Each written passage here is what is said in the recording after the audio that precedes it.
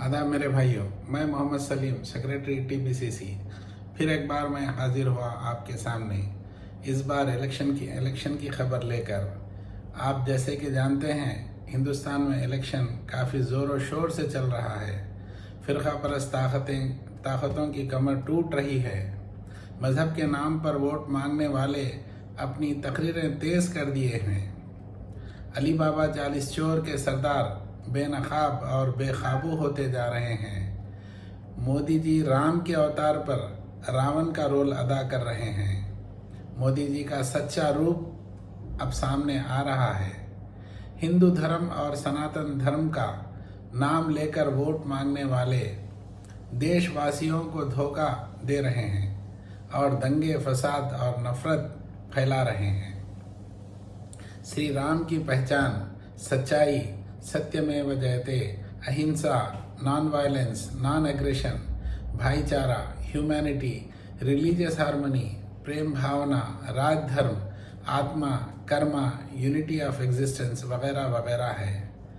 जबकि मोदी जी, अमित शाह, योगी जी और हेमंत बिस्वास या बीजेपी और आरएसएस में ये इन चीज़ों का कहीं दूर दूर तक भी रिश्ता नहीं नज़र आता है। आप 1947 से लेकर आज तक, 2002 से लेकर अब तक मोदी जी का रिपोर्ट कार्ड देख लीजिए।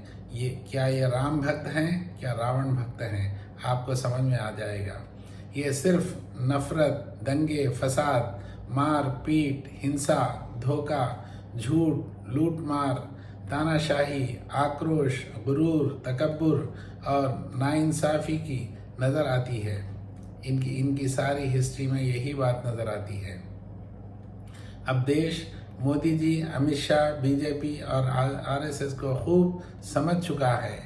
ये हिंदू धर्म और हिंदुस्तान के नाम पर धब्बा है, बल्कि यूं कहूँ तो ये एक कैंसर है जो झूठ और धोखे से भरा हुआ है। इनका मकसद सिर्फ नफरत और देश को बांटना है। देश अब खूब पहचान चुका है कि अब आज का सच्चा राम और सच्चा राम भक्त श्री राहुल गांधी ही है। आप अपना वोट सिर्फ कांग्रेस पार्टी को ही दीजिए। अगर देश में शांति, तरक्की, भाईचारा और इंसाफ चाहते हैं तो कांग्रेस के 5 न्याय और 25 गारंटी को वोट दीजिए। ये देश कांग्रेस की 75 साल हिस्ट्री बताती है। मोदी जी और बीजेपी सिर्फ नाम बदलकर अपनी कामयाबी बताते हैं। ये एक कॉपीकैट है। आप खुद समझदार हैं। एक होनहार, खानदानी और इंसाफ पसंद राजा की रॉयल सोच और उसकी फिक्र उसकी प्रजा के लिए क्या हो सकती है। और दूसरी तरफ एक फ़कीर, चौकीदार, प्रधान सेवक की सोच और फिक्र उसकी जनता और अरबपति उद्योगपतियों के बीच क्या हो सकती है। इसकी ख्वाहिश, लालच, महंगे महंगे कपड़े पहनना, महंगे बड़े बड़े कारों में फिरना और महंगी प्लेनों में फिरना जो 8,000 करोड़ के करीब वैल्यू रखती है। ये इससे समझ में आता है कि इनकी सोच क्या है जनता के लिए। जो शख्स 7 फेरे लेने के बाद भी, अग्नि को साक्षी मानने के बाद भी अपना न हो सका, क्या आप समझते हैं कि ये आपका होगा? और उस बेचारी को तड़पा तड़पा कर जिंदा रखा है। ना इसको साथ रखते हैं, ना उसे छोड़ते हैं। क्या ऐसा शख्स आपके साथ इंसाफ कर सकता है? आप ही सोचिए। इस बार मोदी जी वोट मांग रहे हैं मोदी जी के गारंटी के नाम पर। क्या आप इस बात पर यकीन कर सकते हैं कि मोदी जी समझते हैं कि जनता 2014 के वादे भूल गए? याद करो वो 2014 के वादे जो आपने कहा था 2 करोड़ नौकरियां हर साल देंगे, काला धन वापस लाने का वादा किया था, बल्कि उल्टा उनके मित्रों ने देश का धन लेकर फरार हो गए। गैस का और पेट्रोल का दाम करने का वादा था, महंगाई पर कंट्रोल करने का वादा था, रुपये की वैल्यू बढ़ गई, बढ़ी थी डॉलर के खिलाफ, उसको कम करने का वादा था, आज उल्टा घट गई है। हर सिटीजन के अकाउंट में 15 लाख जमा करने का वादा था, उल्टा जनधन योजना के नाम पर गरीबों का पैसा खाली कर दिया गया।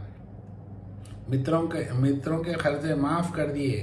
बताते हैं कि 16 लाख करोड़ का कर्जा अपने दोस्त और मित्रों का माफ़ कर दिए हैं। ये सब आपका हमारा पैसा है। पिछले 10 साल में $2000 बिलियन का कर्जा देश पर बढ़ा है। इसको कौन चुकाएगा? ये कर्जा हर इंसान, हर सिटीजन के ऊपर सर पर लगा है। चाइना का लाल आंख दिखाना चाहते थे। आज 2000 स्क्वायर किलोमीटर की ज़मीन, हिंदुस्तान की ज़मीन चाइना के कब्ज़े में है, लेकिन मोदी जी चुप हैं, आवाज़ भी नहीं करते, बल्कि पार्लियामेंट में ये कहते हैं कि जो है ना, कोई हिंदुस्तान में घुसा नहीं, हिंदुस्तान की कोई ज़मीन कब्ज़ा नहीं हुई या कोई पोस्ट कब्ज़ा हुआ। शर्म की बात है, शर्म करो मोदी जी। आप झूठ बोलते हुए तकराते नहीं।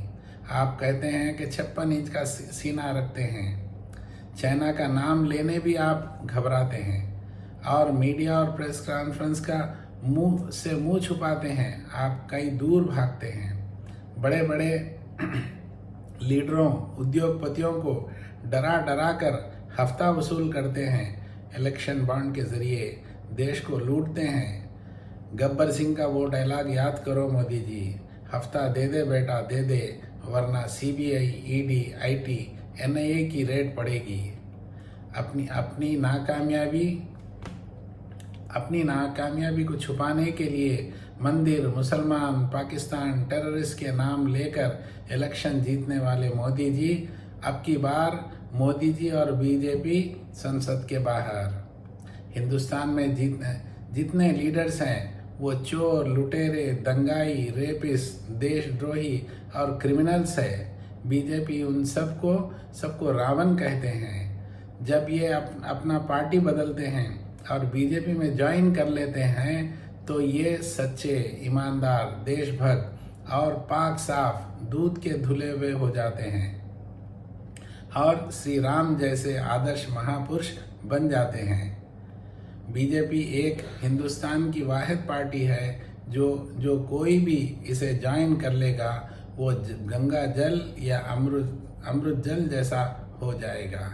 यह है मोदी जी का करिश्मा, ये मोदी जी की करामत, जो काले को गोरा और पापी को बेगुनाह बना देता है, राक्षस को देवी और देवता बना देता है, देशद्रोही को देशभक्त बना देता है, चोर को साहूकार बना देता है, कातिल को MP और रेपिस्ट को बाबा बना देता है।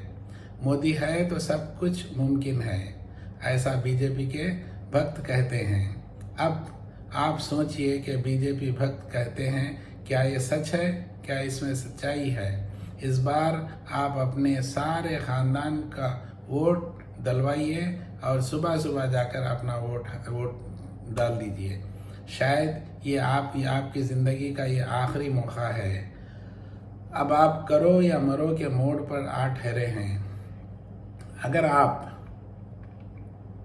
आप बीजेपी को वोट देंगे तो ना कॉन्स्टिट्यूशन रहेगा, ना डेमोक्रेसी रहेगी, ना रिजर्वेशन, ना इंसानियत बाकी रहेगी, ना देश बचेगा। खासकर इस देश के SC, ST, BC, माइनॉरिटीज़ सब के सब डिटेंशन कैंप में रहेंगे और वहाँ पर डोगरा और छोला पूरी खाते रहेंगे। अब